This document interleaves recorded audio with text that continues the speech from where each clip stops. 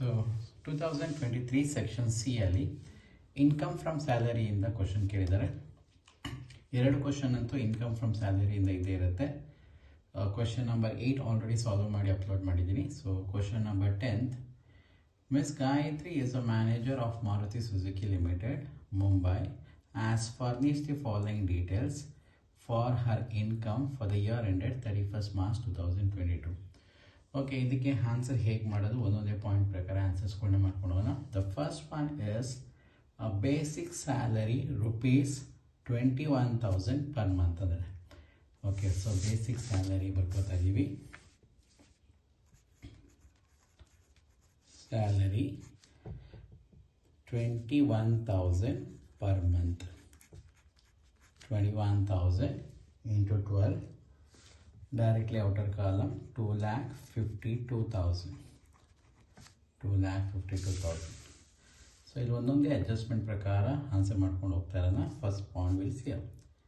Second one, bonus 2 months of basic ಅಂತ ಹೇಳಿದ್ದಾರೆ. Bonus 2 months of basic. So 2 months of basic. Basic salary ಎಷ್ಟಿದೆ? 21,000 ಇದೆ. ಅದರದ್ದು 2 monthsನ ಕ್ಯಾಲ್ಕುಲೇಟ್ ಮಾಡಬೇಕಾಗತ್ತೆ. So outer column 42,000. Okay, bonus complete ಆಯಿತು. ನೆಕ್ಸ್ಟ್ ಕಮಿಷನ್ ಹೇಳ್ತಾ ಇದ್ದಾರೆ. Commission 3% on sales during the year she reached of sales target rupees. ಎಷ್ಟು amount?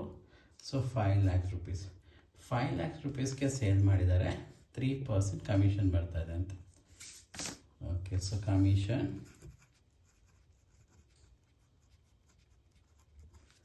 5 lakh into 3 divided by 100. It's come around 15,000. 15,000. Okay, after the commission, so next adjustment. So DA allowances forming a part of salary rupees 7,000 per month considering retirement benefit ಅಂತ ಹೇಳಿದ್ದಾರೆ. Okay, so ಎಷ್ಟು amount ಇದೆ ಅನ್ನೋದು important. ಎಷ್ಟು ಇರೋದು? 7,000 per month. So DA 7,000 per month into 12, so 84,000. 84,000. Okay, next adjustment. Medical allowances 1,400 per month. Medical allowances 1,400 per month into multiply for, so 12 months, 16,800. 16,800. Okay, after the medical allowances, the next is entertainment allowance.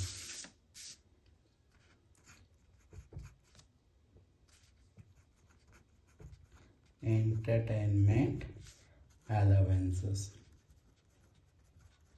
So entertainment allowances given in the question 3,000 into 12. 3,000 into 12, 36,000. 36,000. Okay, after the entertainment allowances, children hostel allowances for 2 children at 500 per child ಅಂತ ಹೇಳ್ತಾ ಇದ್ದಾರೆ. Hostel allowances ಅಂತ ಬಂದಾಗೆಲ್ಲ so ನೆನಪಿಕೊಳ್ಳಿ. So ಕ್ವಶನಲ್ಲಿ ಕೊಟ್ಟಿರೋದು 500, ಎಲ್ಲಿವರೆಗೂ exemption ಇರುತ್ತೆ? 300 rupeesವರೆಗೂ exemption ಇರುತ್ತೆ.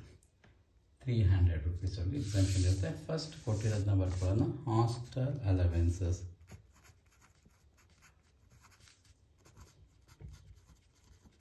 Allowances 500 for 2 children for 12 months.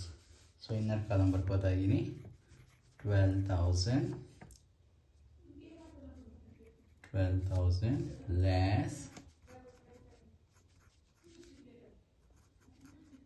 exemption 300 ವರೆಗೂ ಇರುತ್ತೆ for 2 children for 12 months, 7,200. Okay, rest of the balance is 4,800. Rest of the balance 4,800. Okay, hostel allowances ಆಯ್ತಮೇಲೆ next ಏನಿದೆ ನೋಡೋಣ. Okay, hostel allowances. Next is RPF. Company contributed rupees 6,000 per month ಅಂತ ಹೇಳ್ತಾರೆ. Okay, company contribute ಮಾಡ್ತಾರೆ ಬರ್ಬೋದಾ. RPF underline ಮಾಡ್ತಾ ಇದ್ದೀನಿ, company contributed. So company 6,000 per month ಅಂತ ಹೇಳ್ತಾ ಇದ್ದಾರೆ. 6,000 into 12, ಸೊ 72,000. ಓಕೆ, ಇಲ್ಲಿ ಎಕ್ಸಂಪ್ಷನ್ ಬರುತ್ತೆ. ಎಕ್ಸಂಪ್ಷನ್. ಓಕೆ, ಎಕ್ಸಂಪ್ಷನ್ ಅಂತ ಬಂದಾಗ ಅದನ್ನು ಕ್ಯಾಲ್ಕುಲೇಷನ್ ಮಾಡ್ಕೋಬೇಕಾಗತ್ತೆ. ಆ ಕ್ಯಾಲ್ಕುಲೇಷನ್ ಏನೇನು ಅಂದರೆ, ಸೊ ಎಕ್ಸಂಪ್ಷನ್ ಅಂತ ಬಂದಾಗ ಸೊ 12% ಈಸ್ ಅನ್ ಎಕ್ಸಂಪ್ಷನ್. ಆದರೆ 12% ತೊಗೊಳಕ್ಕಿಂತ ಮುಂಚೆ basic salary plus DA plus commission, so ಈ ಮೂರನ್ನು ಆ್ಯಡ್ ಮಾಡ್ಕೋಬೇಕಾಗುತ್ತೆ. So salary, DA, commission. Okay, ನಮ್ಮ ಈ ಕ್ವಶನಲ್ಲಿ ಆಲ್ರೆಡಿ ಆನ್ಸರ್ ಮಾಡಿದ್ದೀವಿ. ಸ್ಯಾಲರಿ ಬಂದಿರೋದೆಷ್ಟು? 2,52,000. ಸೊ DA ಬಂದಿರೋದು 15,000. Then commission is okay, so DA is 84,000, commission is 15,000. Okay, so total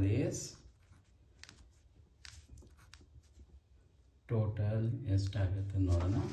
so 2,52,000 plus 15,000 plus 84,000, total is 3,51,000. 3,51,000. ಎಷ್ಟು percent exemption ಇರೋದು ನಮಗೆ? 12% ಅನ್ನೋದು ಇರುತ್ತೆ. ಯಾವ್ದು ಕ್ಯಾಲ್ಕುಲೇಟ್ ಮಾಡಬೇಕಾದ್ರೆ RPFನ ಕ್ಯಾಲ್ಕುಲೇಟ್ ಮಾಡಬೇಕಾದ್ರೆ 12%ವರೆಗೂ ಎಕ್ಸಂಪ್ಷನ್. ಅದೇನೇನು ತೊಗೋಬೇಕು? ಸ್ಯಾಲರಿ, DA, ಕಮಿಷನ್ ಅಮೌಂಟ್ನ ತೊಗೋಬೇಕಾಗತ್ತೆ. ಓಕೆ, ಕ್ಯಾಲ್ಕುಲೇಟ್ ಮಾಡಿದಾಗ ಬರುವಂಥ ಆನ್ಸರ್ 42,120 rupees. ಓಕೆ, ರಿಮೈನಿಂಗ್ ಮಾತ್ರ ನಾವು ಔಟರ್ ಕಾಲಮ್ ಮಾಡ್ತಾ ಇದ್ದೀವಿ. So remaining amount is 29,880 rupees. 880. So RPF ಬಗ್ಗೆ ಕ್ಲಿಯರ್ ಆಯಿತು. Next point, RPF own contribution ಅಂತ ಇದೆ. ಓನ್ ಕಾಂಟ್ರಿಬ್ಯೂಷನ್ ಅಂತ ಬಂದಾಗೆಲ್ಲ ಏನು ಮಾಡಿ ಎಕ್ಸಂಪ್ಷನ್ ಅಂತ ಆಯಿತು. So own contribution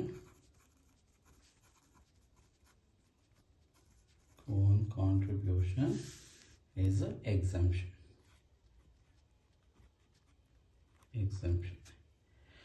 okay, RPF ಬಗ್ಗೆ ಅಡ್ಜಸ್ಟ್ಮೆಂಟ್ ಕಂಪ್ಲೀಟ್ ಆಗಿದೆ. ಸೊ ನೆಕ್ಸ್ಟ್ ನೋಡೋಣ ಏನಿದೆ. Interest on RPF. Interest on RPF 11% per annum. So amount 44,000 ಇದೆ. ಎಕ್ಸಂಪ್ಷನ್ ಎಷ್ಟು ಪರ್ಸೆಂಟೇಜ್ವರೆಗೂ ಎಕ್ಸಂಪ್ಷನ್ ಇರುತ್ತೆ RPFಗೆ? ಸೊ ಇಂಟ್ರೆಸ್ಟ್ ಆನ್ RPFಗೆ 9.5%ವರೆಗೂ ಎಕ್ಸಂಪ್ಷನ್ ಇರುತ್ತೆ. ಓಕೆ, ಅದು ಹೇಗೆ ಕ್ಯಾಲ್ಕುಲೇಟ್ ಮಾಡೋದು ನೋಡೋಣ. ಅಮೌಂಟ್ ಕೊಟ್ಟಿರೋದು ಎಷ್ಟು ನೋಡ್ಕೊಳ್ಳಿ. ಪರ್ಸೆಂಟೇಜ್ ಕೊಟ್ಟಿರೋದು 11%, ಅಮೌಂಟ್ ಕೊಟ್ಟಿರೋದು 44,000. So interest on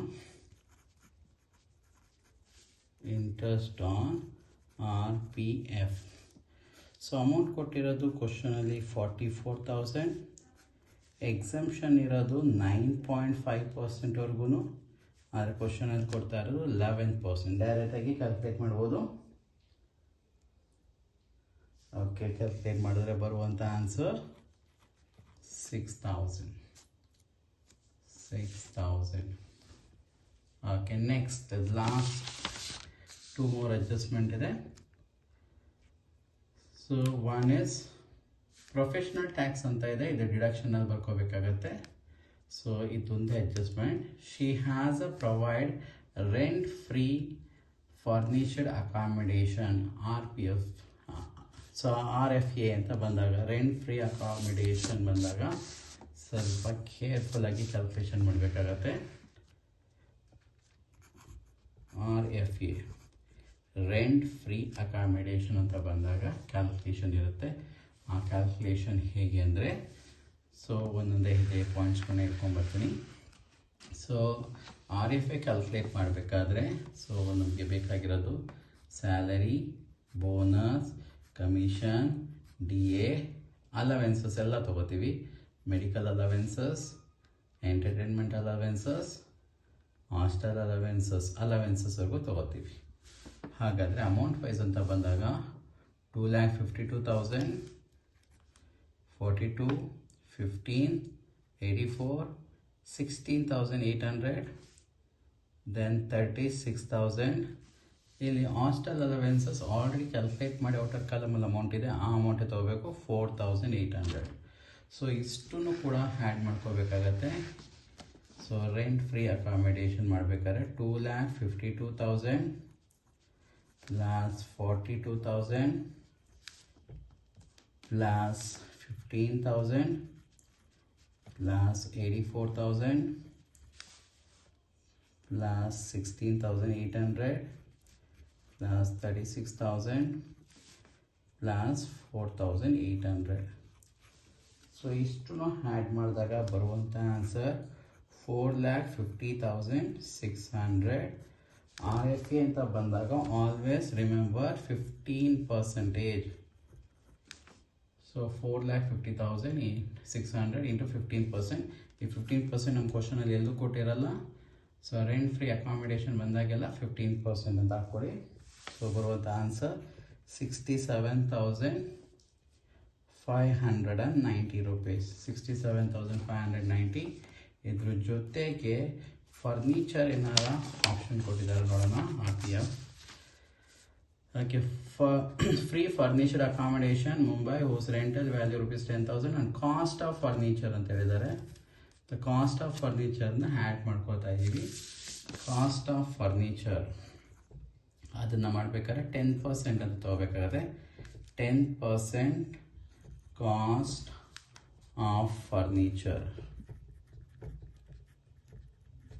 okay, so ಫರ್ನಿಚರ್ಗೆ ವ್ಯಾಲ್ಯೂ ಕ್ವಶನಲ್ಲಿ ಕೊಟ್ಟಿರೋದು 60,000. ಅದರ ಮೇಲೆ 10% ಕ್ಯಾಲ್ಕುಲೇಟ್ ಮಾಡಬೇಕಾಗತ್ತೆ. So outer column 6,000. ಸೊ ಇದೊಂದೇ ಕ್ಯಾಲ್ಕುಲೇಷನ್ ಸ್ವಲ್ಪ ಲೆಂತಿ ಹೋಗುತ್ತೆ. ಇದನ್ನು ಔಟ್ಸೈಡ್ ದ ಟೇಬಲ್ ಆರ ಕ್ಯಾಲ್ಕುಲೇಟ್ ಮಾಡಿ ಡೈರೆಕ್ಟಾಗಿ ಆನ್ಸರ್ ಹಾಕ್ಬೋದು. Okay, remaining total is 73,590. 73,590. So ಇಲ್ಲಿಗೆ ಆಲ್ಮೋಸ್ಟ್ ಎಲ್ಲ ಅಡ್ಜಸ್ಟ್ಮೆಂಟು ಕಂಪ್ಲೀಟ್ ಆಗಿದೆ. ಪ್ರೊಫೆಷ್ನಲ್ ಟ್ಯಾಕ್ಸ್ ಮಾತ್ರ ಇದೆ, ಇದು ಡಿಡಕ್ಷನ್ ಅಂತ ಹೋಗಬೇಕಾಗತ್ತೆ. ಸೊ ನಾವು ಟೋಟಲ್ ಮಾಡೋಣ. ಇಷ್ಟು ಟೋಟಲ್ ಮಾಡಿದಾಗ 5,60,070 ರೂಪೀಸ್ ಬರುತ್ತೆ. So gross total income less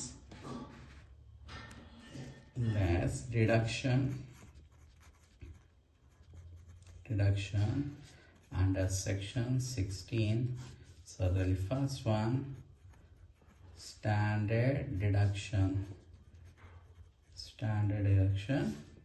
50,000. Second one, professional tax. So professional tax ನಮ್ಮ ಕ್ವಶನ್ ಆಗಿ ಎಷ್ಟು ಕೊಟ್ಟಿದ್ದಾರೆ ಅಂತ check ಮಾಡ್ಕೊಬಿಡೋಣ. The last and final adjustment, she paid the professional tax ₹2,400. So 2,400. So final answer 5,07,670.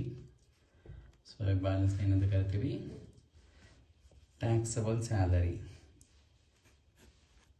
Total